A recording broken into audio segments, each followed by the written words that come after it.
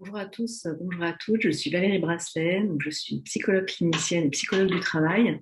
Je fais cette présentation ce soir en association, en partenariat avec la FIPA, donc pour répondre à vos questions sur la parentalité. Voilà. Donc je vous raconte un petit peu quand même qui je suis. Donc psychologue du travail, comme je disais, psychologue clinicienne. J'ai travaillé longtemps avec en tout cas dans les hôpitaux parisiens, auprès des adultes, auprès des adolescents évidemment, et puis également donc avec aussi des patients malades chroniques, cancéreux et diabétiques, et puis des pathologies, tout trouble de la vie du quotidien d'une certaine manière. Et puis j'étais évidemment en cabinet libéral aussi auprès des adultes, des couples, des parents et des adolescents. Et puis maintenant j'exerce à Miami en Floride en face à face tout simplement, ou bien en visio pour les personnes qui sont soit en France, avec des Français en France, avec des Français ici en Floride, avec des Français, ou en tout cas des francophones à Montréal, voilà, donc un petit peu partout, en fonction de là où sont les gens. Voilà. Donc, pour aborder effectivement notre thématique de ce soir, alors ce qui ressort de vos questions, c'est qu'il y a des incompréhensions et parfois des conflits entre les enfants et les parents et entre les adolescents et les parents.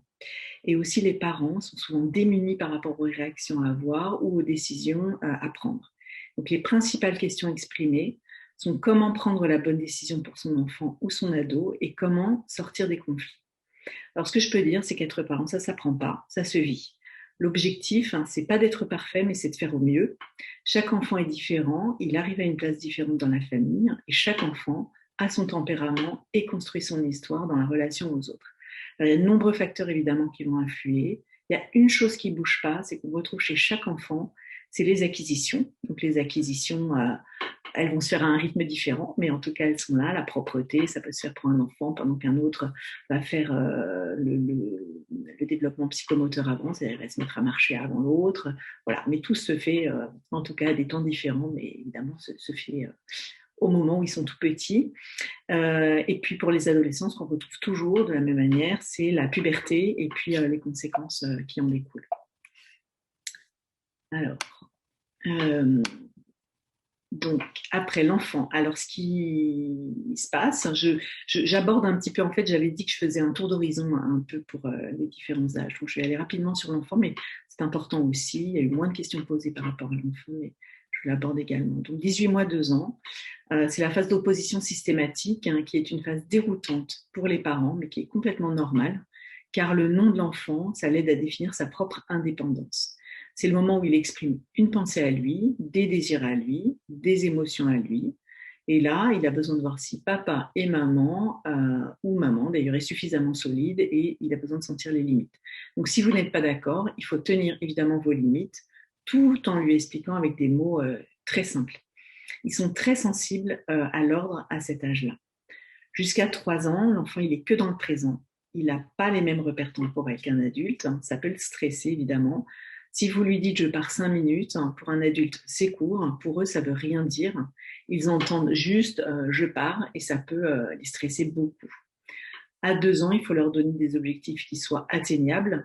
On ne peut pas leur demander, par exemple, de manger parfaitement à table. Ce n'est pas possible pour eux. Vers 2 ans, ils vont comprendre des consignes simples, mais une à la fois. Et ça va être jusqu'à 4 ans. Si par exemple vous dites à un enfant, tu mets tes bottes à l'entrée, tu ranges ton manteau et tu manges ton goûter, faut pas vous étonner qu'ils fassent par exemple que les bottes, quoi. Avant 3 ans, il leur est très difficile d'inhiber leurs gestes, évidemment. Ils touchent à tout, car c'est leur façon de comprendre et d'apprendre le monde qui les entoure. Si par exemple dans un supermarché, vous dites à l'enfant, tu ne touches pas, même s'il a compris la consigne, il va prendre, car c'est dur de dire à la main stop si la tête en a envie, surtout évidemment s'il y a des bonbons. Le cerveau, il ne permet pas encore de faire le lien entre la pensée et le comportement. Alors, à 3 ans, les énoncés figuratifs pour l'enfant, ils sont interprétés de manière littérale. Ça veut dire qu'en fait, à cet âge, qu'ils comprennent tout au premier degré, donc des métaphores comme c'est une vraie lionne. Si on parle d'une mère qui fait tout pour défendre son enfant, il y a donc de nombreux malentendus en fait entre un enfant et un adulte. Les jeunes enfants, ils comprennent pas le langage indirect et ils prennent au pied de la lettre ce qui est dit. Ça peut favoriser évidemment parfois certaines crises.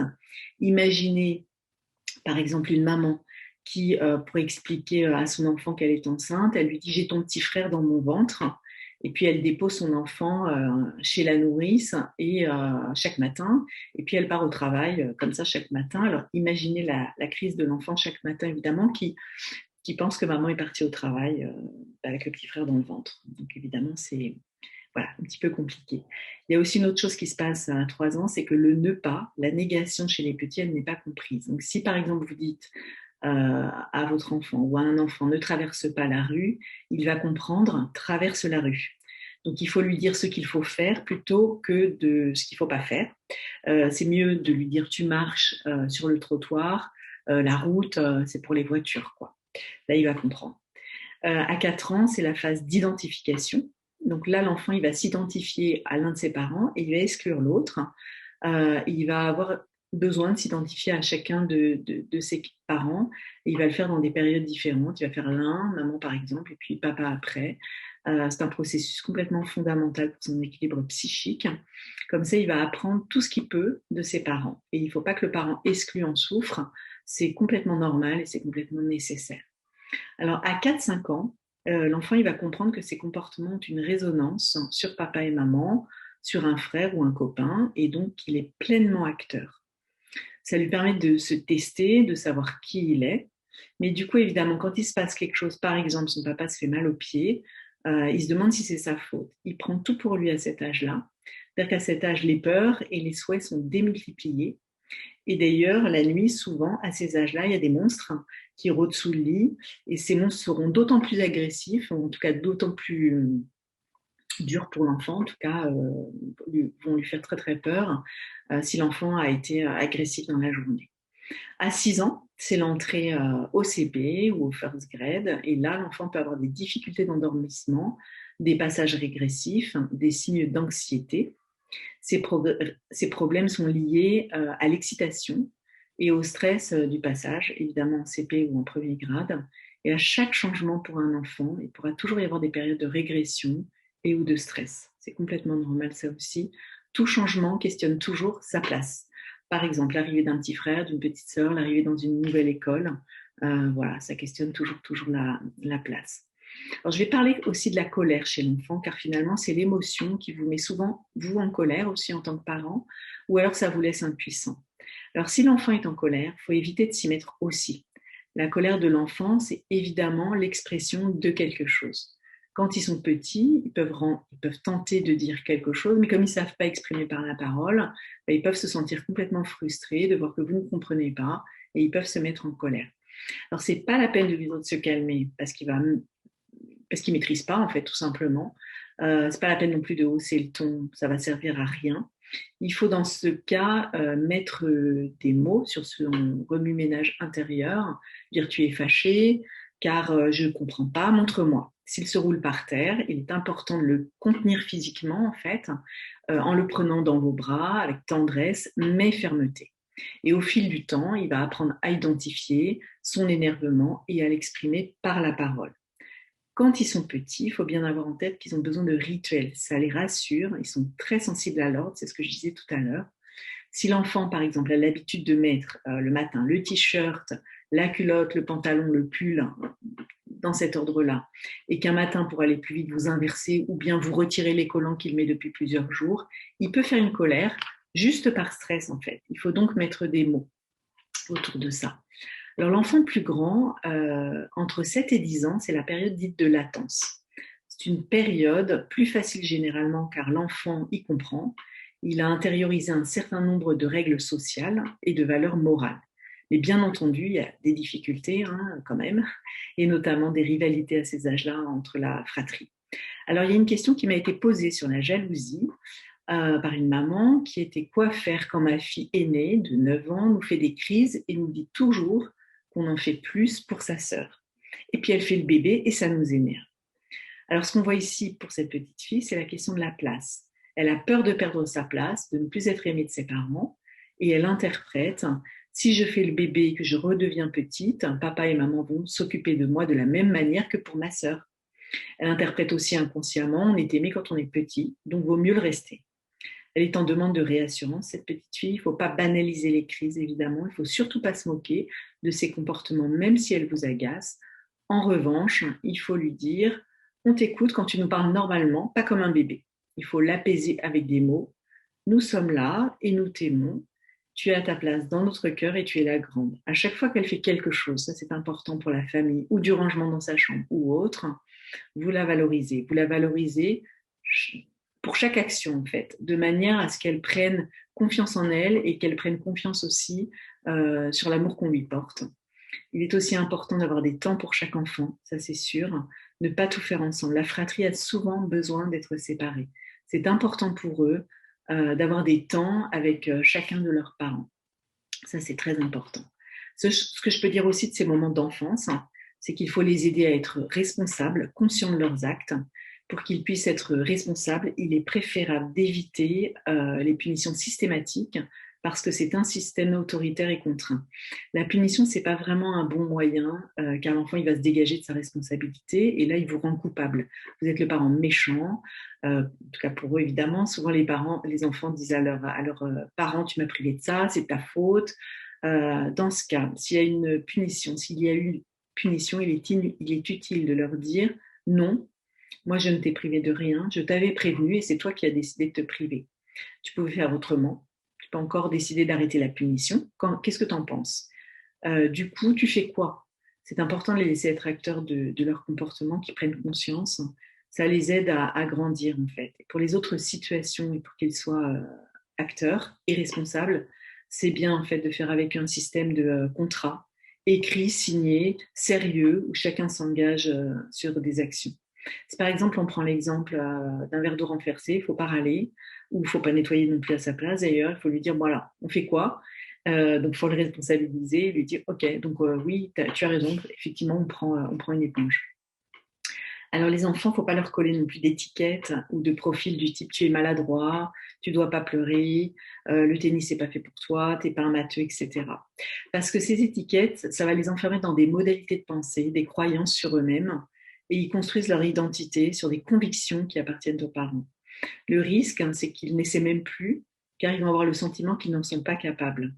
Si on fait ressentir en fait à l'enfant que c'est un mauvais bougre, il va sentir que son parent ne lui fait pas confiance et du coup il va s'enfermer dans cette étiquette de mauvais bougre et la boucle se referme. C'est pareil pour l'école. S'il est régulièrement puni, il va se culpabiliser, il va perdre confiance en lui et du coup il va répéter les mêmes comportements négatifs.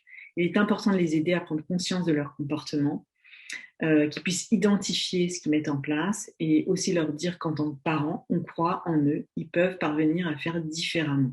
Et ça, on leur fait confiance pour ça, il faut le leur dire. Il faut savoir qu'ils ressentent tout. Donc si vous dites oui, je te fais confiance, il ne faut pas penser non, j'ai du mal à y croire. Il faut être convaincu des capacités de son enfant. Sinon, ils vont faire du oui mais non.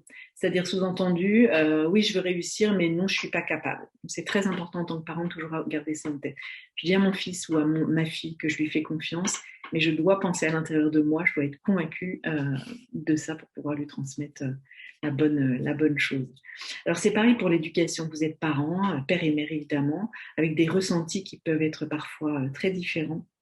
Si le papa dit une chose et que la maman n'est pas d'accord, c'est pas la peine de faire comme si vous étiez d'accord, car l'enfant va le sentir et du coup, ça va lui faire perdre confiance en vous. Il ne va pas comprendre cette dissonance en fait. Il est préférable, s'il y a un désaccord, d'être clair. La maman peut, par exemple, dire oui, moi ça ne me gêne pas, mais ton papa il n'est pas tranquille quand tu es assise dessus. Voilà.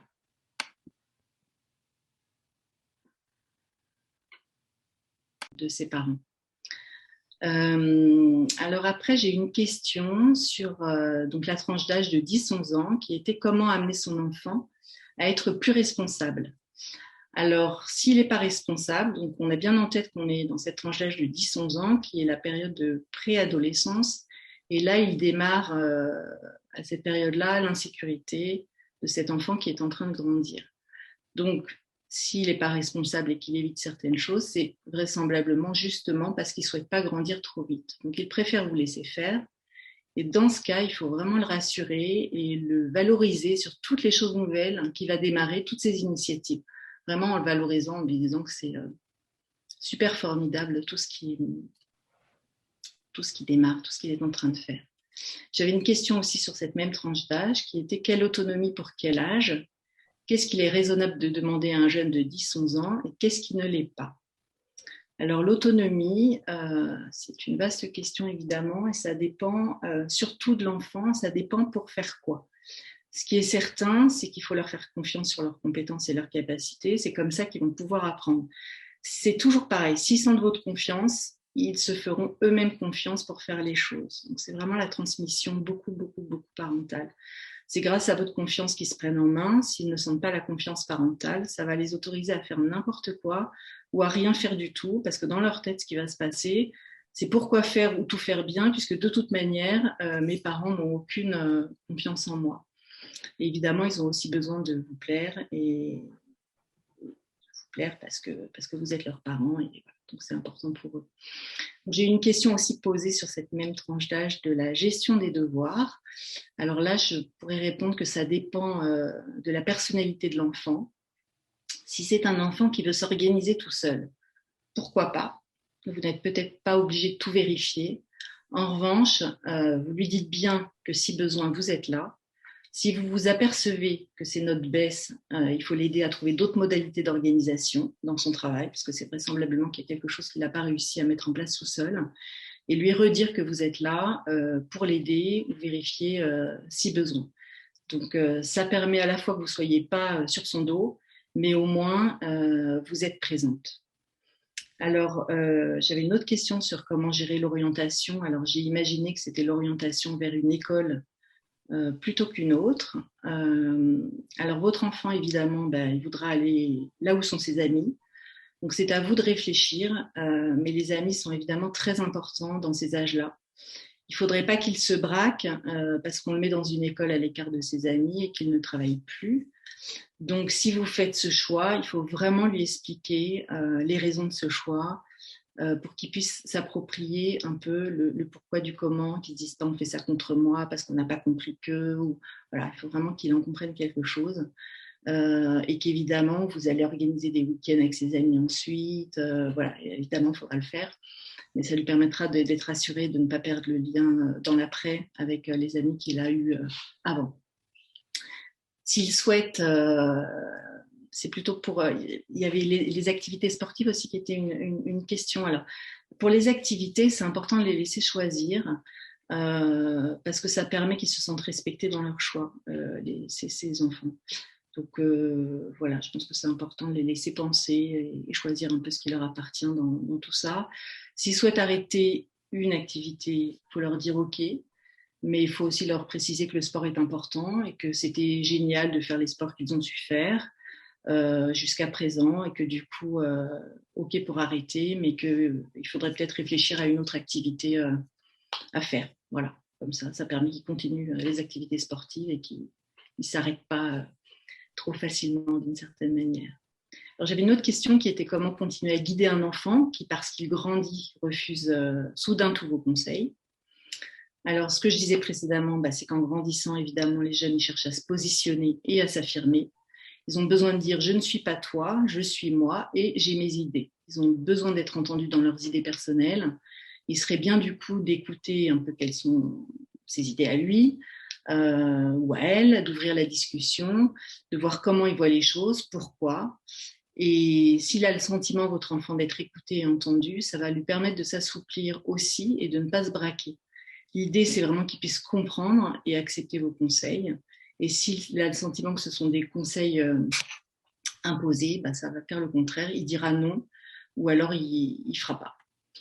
Quelle attitude, donc ça c'était une autre question, avoir face à l'obstination d'un comportement que nous, parents, n'approuvons pas. Il faut toujours évaluer la dangerosité du comportement. Si ce n'est pas risqué, peut-être que vous pouvez trouver un compromis. Il faut ensuite chercher à comprendre pourquoi il s'obstine. Est-ce que c'est justement pour se positionner et dire « je ne suis pas toi » ou bien est-ce que ça lui amène des bénéfices et quels sont ces bénéfices? Si c'est pour se positionner, il faut l'écouter, il faut le reconnaître dans sa demande, tout en lui disant que ces aspects-là, vous n'adhérez quand même pas. Il faut chercher à savoir quel sens a pour lui ce comportement et à quoi ça lui sert. Ce qui est certain, c'est qu'il ne faut pas se mettre en colère. Il faut tenter de s'écouter et de s'entendre, parce que votre colère, ça risque en fait de renforcer le comportement obstiné qu'il a. Après, j'ai une autre question qui était par rapport au Covid.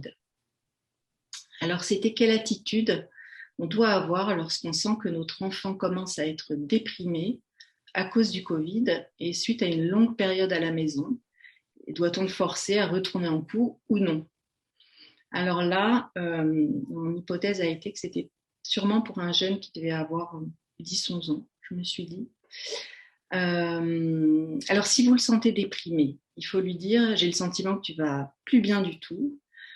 Ça fait longtemps, ça fait trop longtemps maintenant que tu es à la maison, que tu travailles à la maison, que tu es seul et sans amis. Il serait vraiment bien que tu retournes à l'école.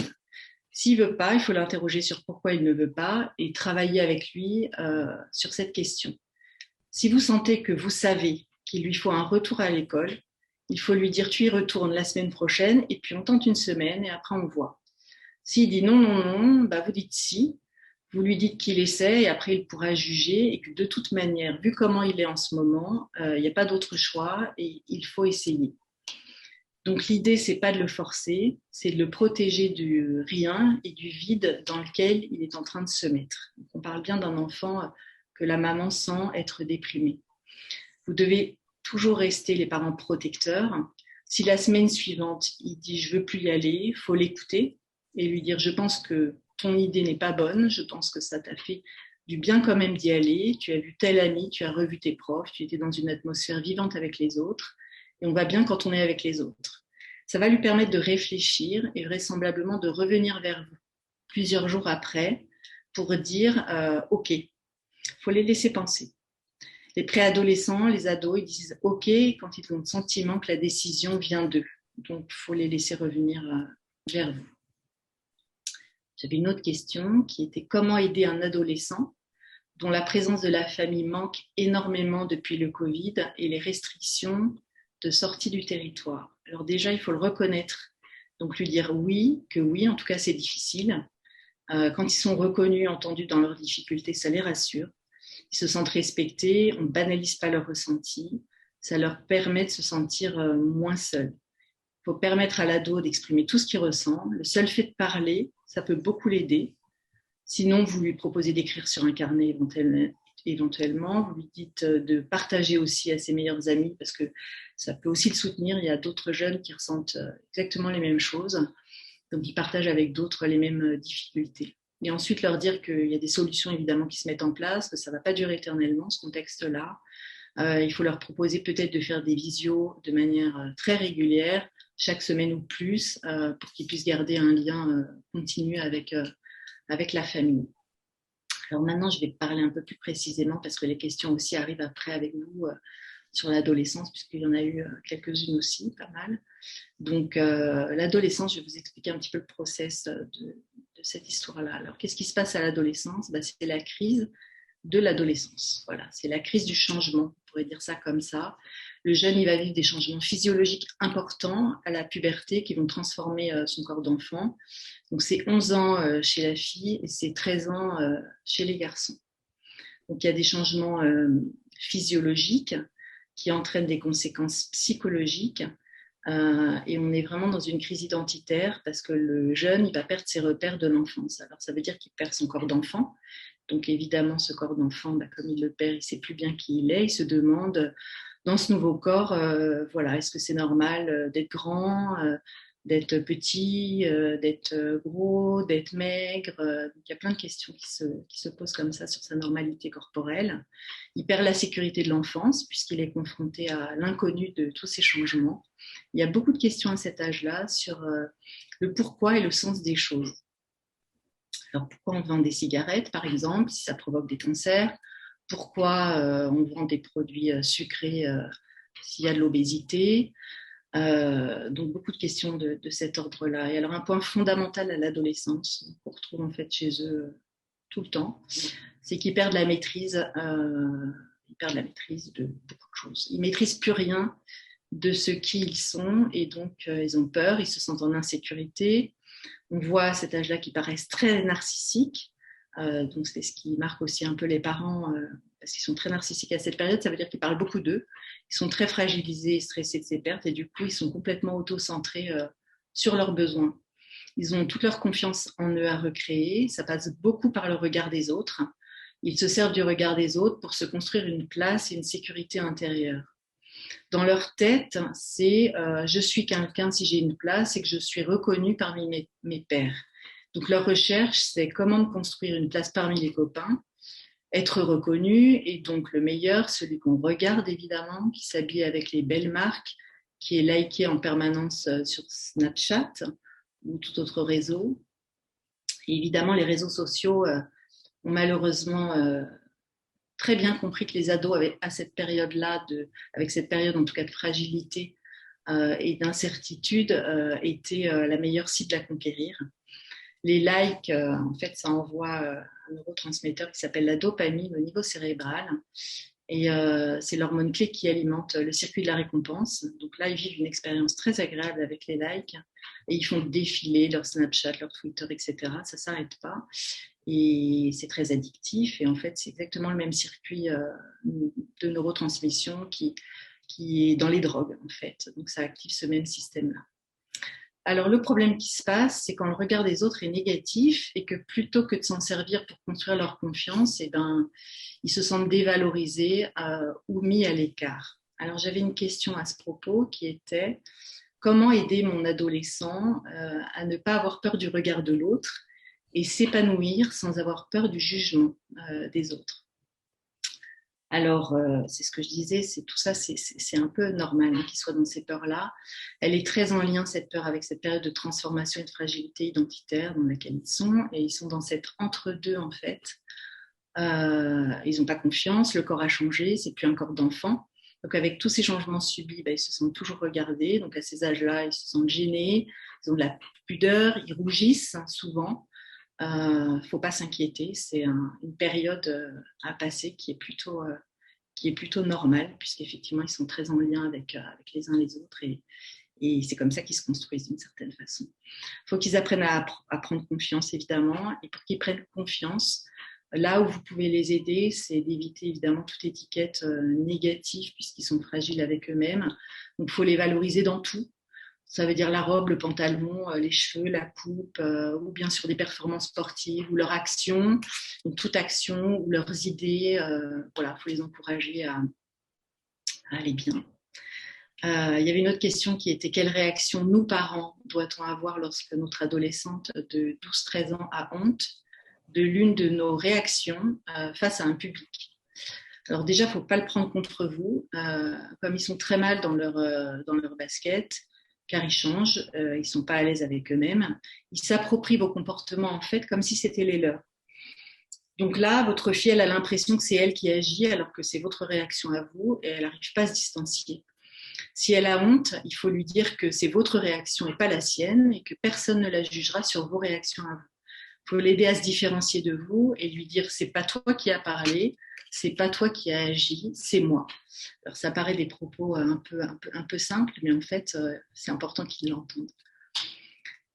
Donc comme j'avais parlé des changements physiologiques qui entraînaient les fameuses conséquences psychologiques, mais il y a des changements neuropsychologiques très importants à l'adolescence.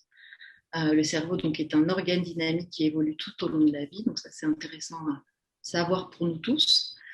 Puisque rien n'est jamais, on continue toujours à apprendre, à engranger des tas de choses. Donc ça, c'est assez super comme nouvelle. Et cette évolution, c'est ce qu'on appelle la plasticité cérébrale. Et donc, comme je disais, à l'adolescence, cette plasticité, elle est super importante. Donc, il y a un élagage synaptique à cette période-là. Ça veut dire qu'il y a une spécialisation des neurones. Et le cerveau, en fait, il va supprimer toutes les connexions qui sont construites pendant l'enfance, mais qui ne servent plus à rien. Et ça va lui permettre, du coup, de gagner en efficacité. Il y a les connexions entre les zones cérébrales à cette période-là qui sont de plus en plus rapides. Donc, il y a un développement cognitif très important, très important entre 11 ans et 21 ans. Alors, on sait aussi, grâce aux recherches en neurosciences, qu'il y a un décalage de maturation entre le système limbique et le cortex préfrontal. Alors, le système limbique, c'est celui qui donne naissance aux émotions et il arrive à un stade très actif après la puberté. Donc les ados, ils ont beaucoup d'émotions. En revanche, le cortex préfrontal qui est impliqué dans des choses quand même très importantes, la planification, la prise de décision, la conscience des risques, la régulation émotionnelle, c'est la région du cerveau qui subit le développement le plus prolongé jusque dans la 21e année. Ça veut dire que les ados, ils ont beaucoup d'émotions, comme je disais, mais qui ne peuvent pas bien les réguler, puisqu'effectivement, il y a ce décalage entre les émotions, le système limbique et le cortex préfrontal. Il faut bien comprendre qu'à l'adolescence, comme ils ne savent plus bien qui ils sont, qu'ils ont perdu la maîtrise de tout, de leur corps, de leurs émotions, ils vont tout faire pour tenter de récupérer une identité et pour récupérer ce qu'ils ont perdu d'eux-mêmes. Donc leur identité, on pourrait dire qu'elle est en transition dans un entre-deux, entre l'identité de l'enfant qu'ils veulent quitter, mais en même temps qu'ils ont peur de quitter. Donc un besoin de dire laisse-moi tranquille aux parents tout en disant ne me laisse pas grandir trop vite. Et une identité adulte encore très bancale et incertaine. Alors ils tentent de s'affirmer, de se positionner évidemment à la fois dans leur groupe d'amis et avec leurs parents. Tout ça c'est normal, c'est sain, mais il est certain que les limites doivent continuer à être données, d'autant qu'ils prennent des risques. Alors, c'est quoi ces fameuses prises de risques, alors qu'ils savent pourtant que c'est potentiellement dangereux? C'est pour eux un moyen, en fait, de savoir qui ils sont dans ce nouveau corps, évidemment, et cette nouvelle identité en construction. Alors, leur question, c'est: je suis devenu qui? Et qu'est-ce que je suis capable de faire ou de ne pas faire? Qu'est-ce que je donne à voir aux autres de moi? Est-ce que je donne à voir à mes copains, par exemple, que je suis quelqu'un de fort ou de faible Voilà. Ça passe par pousser les limites et les limites du corps. Le corps s'est transformé, ils subissent ces changements sans avoir choisi. Et donc, ils vont chercher à récupérer la maîtrise de ce corps changeant. Et leur question, là, ça va être: qui suis-je, mais par rapport à ce corps? Qui est-ce qui maîtrise maintenant? Est-ce que c'est moi ou est-ce que c'est mon corps? Et là, ça peut passer par des tests corporels, par exemple, ce qu'on voyait à Paris, en tout cas, moi, ce que j'ai pu voir à Paris, c'était de mettre un t-shirt quand on était en hiver, dehors, et voir aussi comment le corps réagit à la cigarette, par exemple, à l'herbe. Qu'est-ce que le corps ressent? Donc, ils cherchent en permanence à ces âges-là des stimulations et des sensations. Leur comportement, évidemment, qui montre aux autres, ça leur permet de s'identifier aux copains. Il s'agit de faire comme les autres, de ne pas être le dernier. Il faut faire partie du groupe et il faut être populaire. Alors, j'avais une question qui était: qu'est-ce qu'on fait si nos ados prennent des risques? Alors évidemment, il faut les responsabiliser beaucoup au préalable sur le danger des drogues, des alcools, et donc leur montrer des émissions sur ces sujets. Vous pouvez en discuter après l'émission. Ça va leur permettre des prises de conscience. Vos ados, ils ne seront pas parfaits, ça c'est certain, mais il est important qu'ils comprennent les limites à ne pas dépasser, quel que soit le problème. Vous ne pourrez pas être partout avec eux, dans leurs soirées et autres, et vous ne pourrez pas tout faire à leur place. C'est pour ça qu'il faut vraiment leur dire et leur expliquer, puisque vous ne pourrez pas tout contrôler tout le temps. La responsabilisation et l'appropriation sont vraiment indispensables. On est responsable quand on comprend le problème et qu'on se l'approprie. Ça veut dire qu'on en fait quelque chose pour soi. Donc il ne faut pas que le risque il appartienne aux parents. Il faut que le jeune il puisse en faire quelque chose psychiquement. Il va vraiment falloir les laisser faire leurs erreurs, pour qu'ils comprennent aussi un petit peu des choses, mais évidemment dans la limite du raisonnable. C'est aussi ça qui va leur permettre de comprendre et de prendre conscience de ce qui est bien et de ce qui ne l'est pas. Il faut les laisser évidemment faire des choses avec les autres. S'ils se sentent interdits de tout, c'est là où après, ils vont prendre des vrais risques.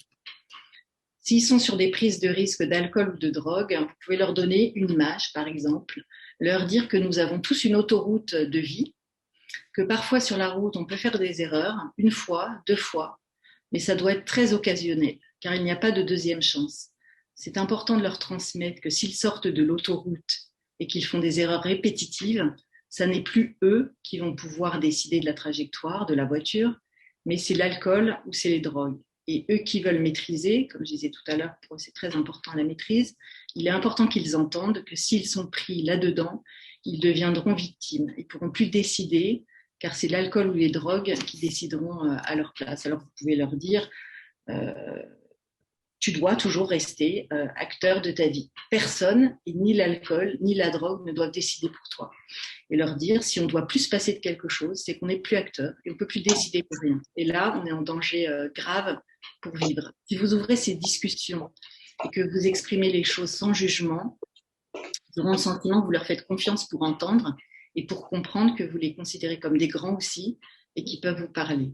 Après des discussions comme ça, c'est ce que je disais tout à l'heure, vous pouvez leur imprimer des articles sur l'alcool, le joule, la cigarette, les drogues, et puis vous leur dites, tiens, si tu veux lire par rapport à nos discussions tout à l'heure, donc vous leur posez de manière un peu nonchalante dans leur chambre, vous leur donnez comme ça. Est-ce qu'il faut les punir? Alors, le problème de la punition, donc ça, c'était une question évidemment qui m'a été posée par une maman. Est-ce qu'il faut les punir? Alors, le problème de la punition, c'est que ça ne les empêche pas de recommencer. Tout simplement parce que la punition, ça casse le lien avec l'adolescent, ça marque une frontière. Vous faites la punition, ils la subissent, mais il ne se passe rien d'autre. Il n'y a pas de responsabilisation et il n'y a pas d'appropriation. Vous devenez même dans leur tête le parent horrible qui ne comprend rien à ce qu'ils vivent. Ça leur permet de se dégager de toute responsabilité. Et ils se disent, si je fais des bêtises, c'est parce que mes parents ne comprennent rien, ils m'interdisent tout. Donc, en fait, ça devient de votre faute. La punition, ça va ensuite engendrer le mensonge. Comme ils auront peur d'être de nouveau punis, dès qu'ils auront le désir de bouger, par exemple, plutôt que de vous demander, ils passeront par la fenêtre. Et la boucle action, punition, mensonge, elle va se créer. Il vaut mieux savoir ce qu'ils font ou aimeraient faire et expliquer les risques et les limites à vos jeunes que de ne rien savoir sur leurs actes et que ce soit pire. La discussion, c'est toujours le meilleur moyen.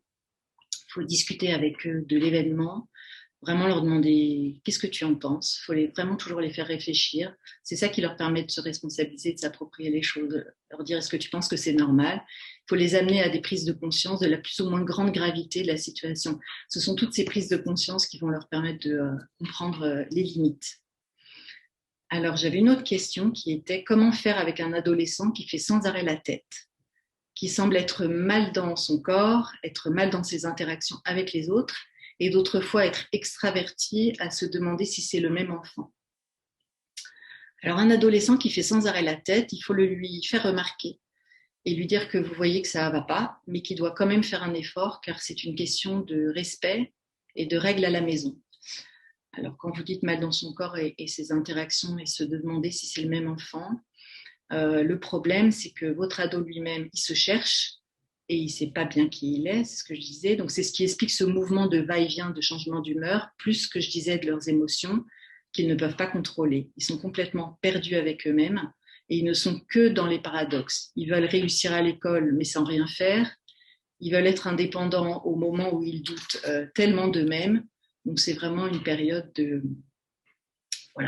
va-et-vient et de grand bordel, entre guillemets, intérieur. Il faut que vous puissiez accepter que c'est une étape de remaniement physique et psychologique nécessaire. C'est un peu comme une métamorphose, cette crise du changement, cette crise adolescente. C'est un nouveau corps, c'est un nouvel apprentissage de leur identité, c'est un apprentissage de nouvelles relations, de nouvelles cognitions. Ils ont des peurs, ils ont des questions, tout ça c'est normal, c'est pas grave. Il faut avoir en tête qu'eux-mêmes, ils subissent leur comportement, ils ne choisissent pas d'être comme ça.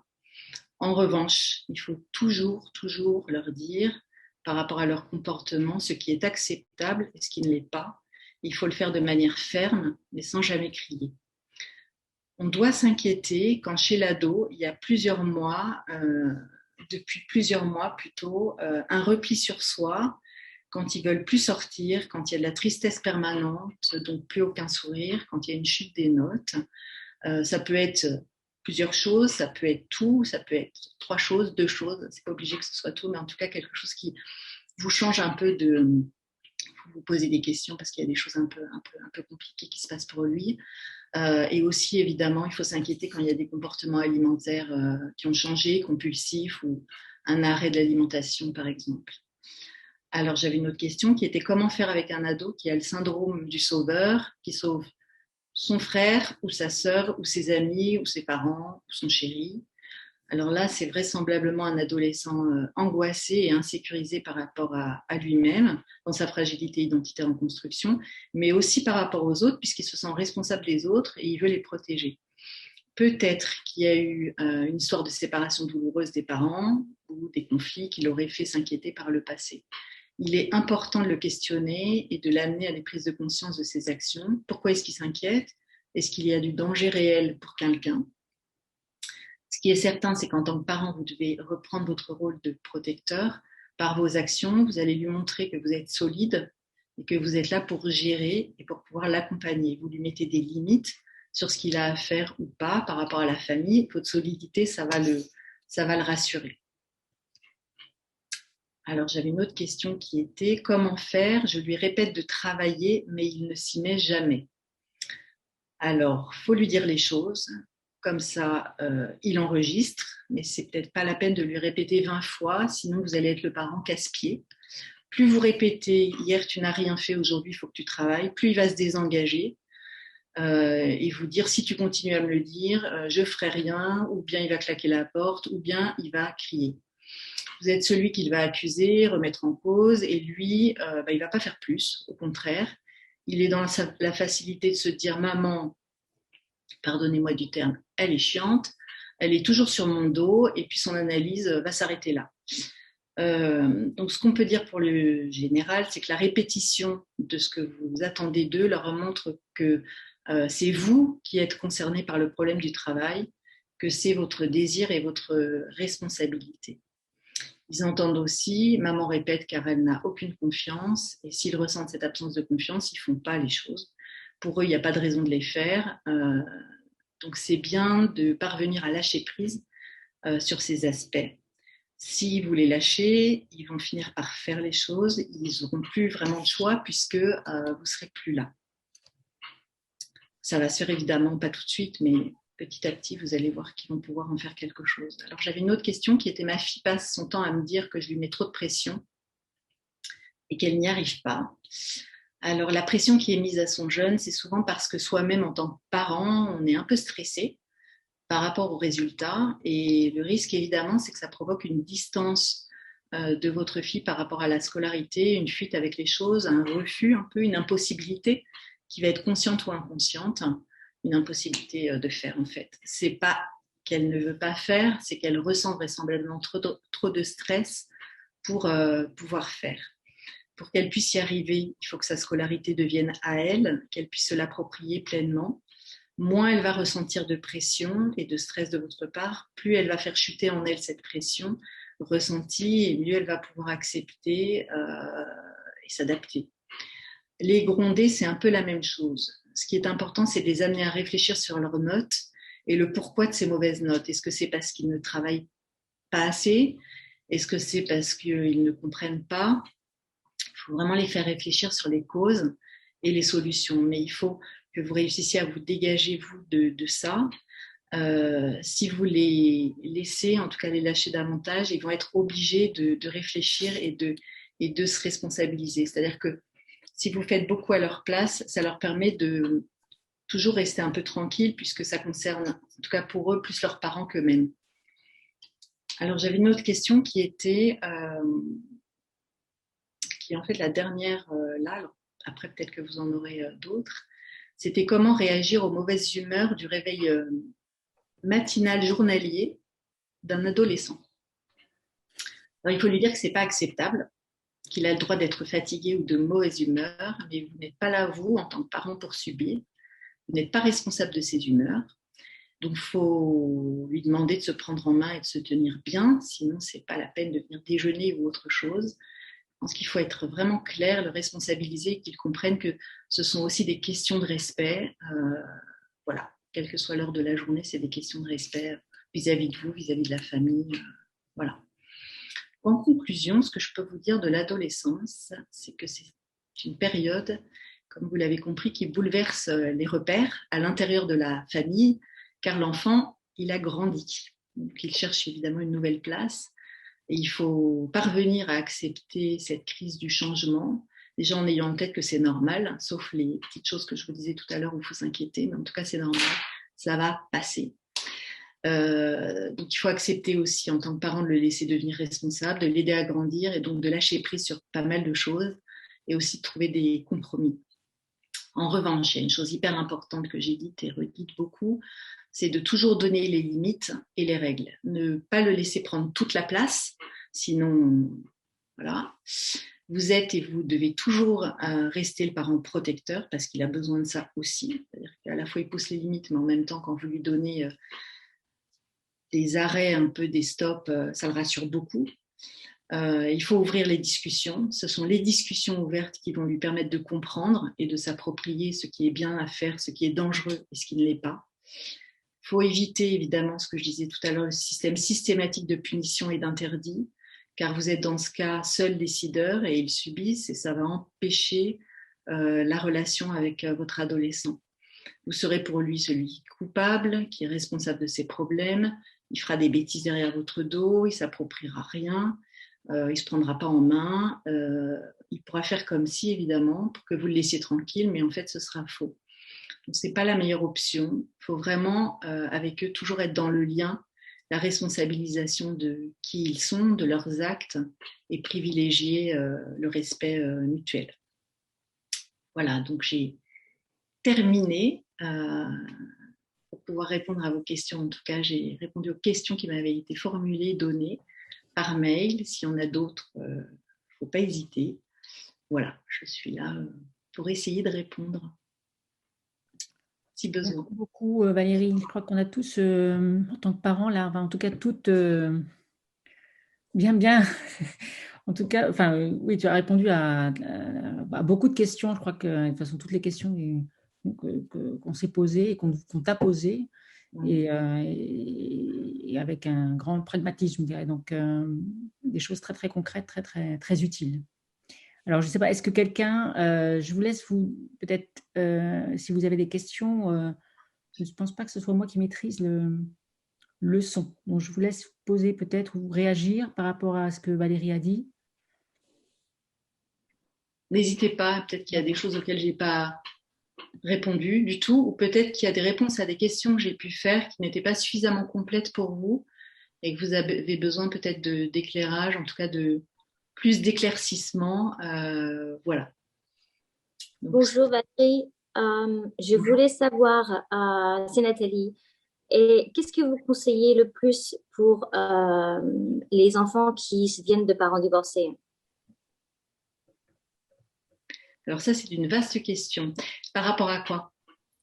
Je peux vous répondre peut-être si vous précisez un peu plus. Alors, leur père, leur papa et moi, on n'est pas toujours sur la même longueur d'onde. Et donc, et j'ai l'impression qu'en fait, eux, ils ont tendance à beaucoup vouloir protéger le père et la mère. Donc, je voudrais justement qu'ils ne se sentent pas complètement entre les deux, oui. Qu'ils se sentent neutres par rapport à ça. Et je veux pas les culpabiliser par rapport au père ou à la mère. C'est-à-dire que parfois, ils sentent des conflits, c'est ça? Ils sentent qu'il y a des conflits? Absolument, ouais. D'accord. Alors, peut-être que ce qui peut être important, c'est est-ce que en tout cas, est-ce que le papa est conscient du dysfonctionnement un petit peu de ce qui se passe par rapport aux enfants et que les enfants le ressentent, ça? Il est conscient de ça ou pas? Je ne suis pas sûre. Notre communication n'est pas très bonne entre lui et moi, malheureusement. D'accord. Parce que évidemment, ce qui est de mieux, c'est quand c'est de pouvoir lui faire entendre qu'effectivement, les enfants n'ont pas à être à l'intérieur de ça. Il faudrait qu'ils puissent entendre ça de manière à ce que ça puisse ne pas être problématique pour eux deux. Bien sûr. C'est important qu'ils puissent au moins peut-être entendre ça. Alors, je ne sais pas si vous pouvez lui écrire ou peut-être, mais qu'il est... Disons qu'il y a le problème des parents et c'est évidemment, ça n'a rien à voir avec les enfants que vous avez, ces deux entités complètement différentes et évidemment, il ne faut jamais mélanger quand on se sépare. Alors, ça ne veut pas dire que ce soit facile, mais il faut essayer de ne jamais mélanger ce qui est les enfants et ce qui est les parents parce que, en tout cas, on peut supposer que le papa aime ses enfants aussi. Peut-être si on parle que de ses enfants, il pourra l'entendre. Si vous lui dites que pour les enfants, c'est important que voilà, ils ne soient pas à l'intérieur de tout ça. Peut-être que comme c'est ses enfants et que ce n'est pas en lien avec vous, il pourra mieux l'entendre. Alors, une autre question. En ce moment, j'ai pas mal de challenges avec... J'ai des jumeaux. Et j'ai pas mal de challenges avec un. On en a parlé déjà, d'ailleurs, vous et moi. Je ne sais pas si vous vous en rappelez. Si. Et en fait, son frère jumeau a tendance à vouloir, en fait, j'ai l'impression, prendre le rôle du parent pour justement à chaque fois de le corriger pour éviter que son frère et moi on rentre en conflit. Alors ça, c'est important de reprendre votre rôle de maman.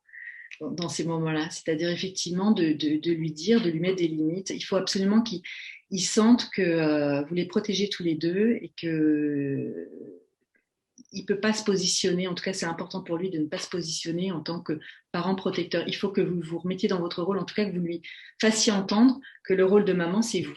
Et il faut lui dire de manière ferme, vous voyez. C'est vraiment lui dire, tout en le protégeant et en étant contenante, mais vraiment de lui dire, c'est moi qui, voilà, je dis les choses, c'est moi, tu n'as pas à être à l'intérieur de ça, ou vous voyez, c'est très important de le remettre dans son rôle comme ça d'enfant et à sa place, parce que peut-être qu'il prend un peu le rôle de papa. Là, ils sont en fait à la porte, donc je reviens tout de suite.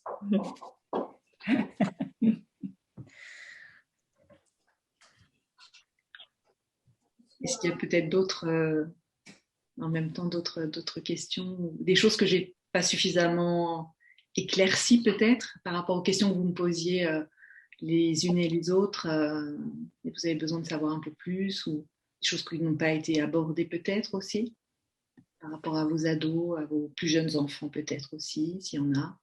Moi, j'ai juste une question, Valérie, s'il te plaît. Tu mentionnais que en gros, les changements se passent vers 13 ans pour les filles et 11 ans, non, ouais, 11 ans pour les filles et 13 ans pour les garçons.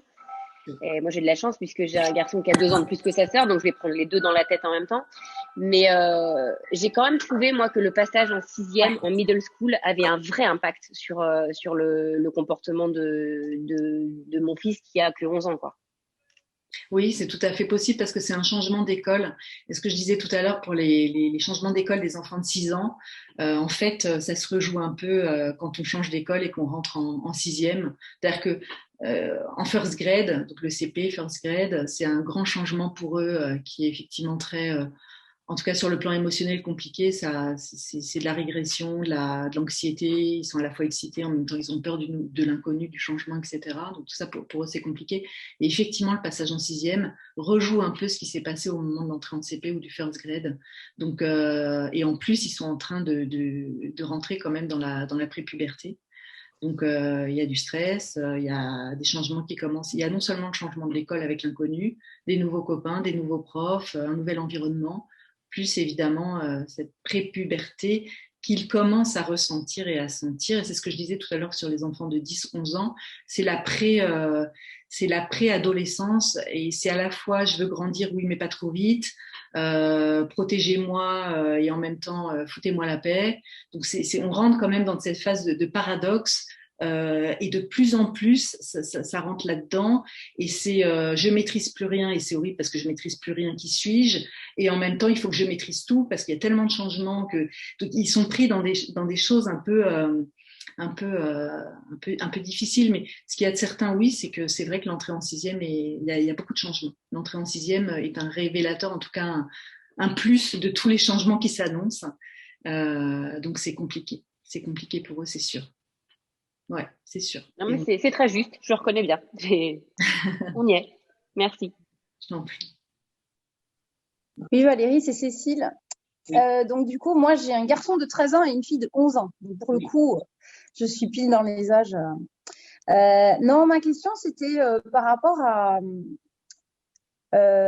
quoi partager avec eux. C'est-à-dire que quand ils sont petits, les maîtresses nous disent ils vous racontent rien de leur journée, c'est normal. Il pourra, pardon, j'ai pas entendu. Les maîtresses nous disent quand ils rentrent de l'école, c'est normal qu'ils vous racontent rien de leur journée. Oui. Quand ils sont petits. Là, donc, ils sont dans l'adolescence, ils commencent à avoir ils ont leur univers, ils ont leurs copains, comme tu dis, ils sont en train de se construire. Donc, et en même temps, on essaie de maintenir le dialogue. Donc, il est où le juste milieu, en fait? Qu'est-ce qu'on a le droit de savoir et qu'est-ce qu'on n'a pas le droit de savoir à cet âge-là? Ça dépend. Quelles sont les questions qu'on a le droit de poser enfin, il faut leur laisser, j'imagine, leur jardin secret. Où est la limite? Tu vas me dire, ça dépend des enfants, c'est ça? Non, mais en fait,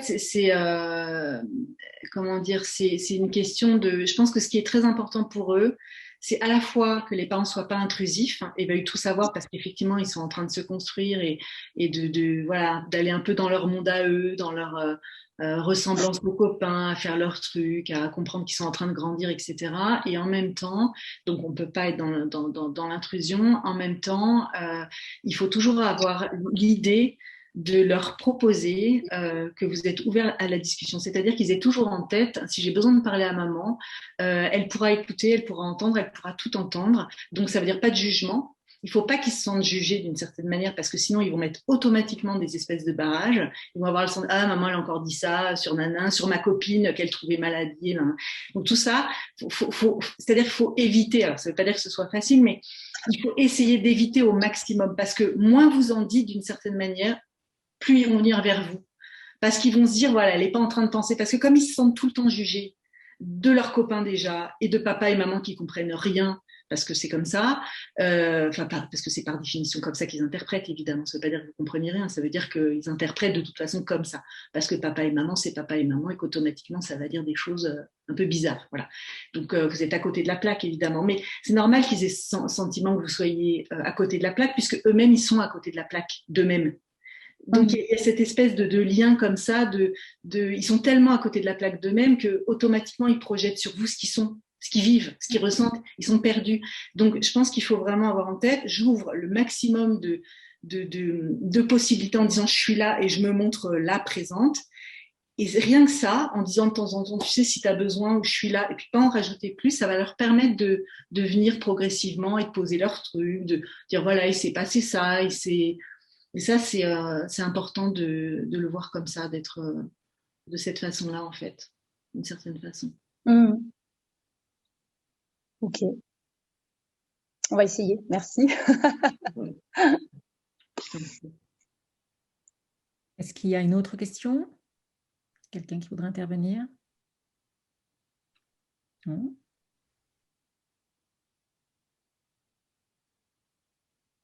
Est-ce qu'il y a d'autres choses?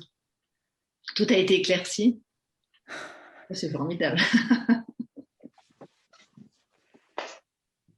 Ouais. Bon. De toute façon, on arrive au bout de notre heure Mais bon, on a toujours le temps pour une dernière question, de toute façon, toujours quelques minutes supplémentaires. En tout cas, j'espère que ça a pu répondre à un maximum de choses qu'il y avait dans la tête de chacun, de ce qui peut être vécu, de ce qui peut être ressenti, de ce qui peut perdre parfois effectivement des comportements de jeunes ou d'adolescents sur lesquels vous ne savez pas trop ce qui se passe. Voilà, en tout cas, il faut avoir en tête que c'est plutôt assez normal, qu'il n'y a pas de grosses inquiétudes à avoir par rapport à tout ça. Voilà, ça c'est vraiment important, sauf effectivement quand c'est un ado qui se replie complètement sur lui-même et qui se sépare de vous, mais surtout de ses amis, de ses repères extérieurs, etc. Là, il faut être plus inquiet par rapport à ça et effectivement, dans ces cas-là, peut-être consulter quelqu'un.